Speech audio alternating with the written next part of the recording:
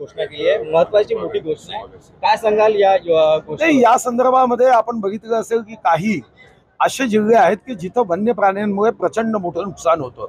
साधारणतः मागच्या वर्षी आम्ही 90 कोटी रुपयाच्या आसपास मदत या राज्यामधल्या शेतकऱ्यांना केली, पण अनेकदा ही मदत ही अपुरी आहे असं शेतकऱ्यांचं म्हणणं असतं. आणि यासाठी पहिला निर्णय केला तो मागच्या अधिवेशनात कायदा केला की 30 दिवसाच्या आत ही मदत दिली पाहिजे. आता या मदतीमध्ये वाढ करण्याचा प्रस्ताव तयार करून तोही वित्त विभागाकडे आम्ही दिला आहे की यामध्ये भरीव वाढ व्हावी. पण यासोबत नुकसान भरपाई देण्याच्या ऐवजी नुकसानच होऊ नये यावर जास्त खर्च केला पाहिजे.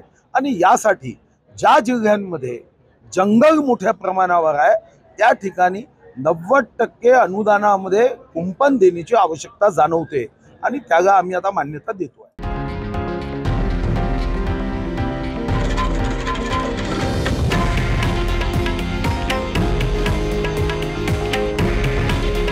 हे आहे देशातील नंबर 1 न्यूज नेटवर्क आणि आपण पाहत आहात TV9 मराठी.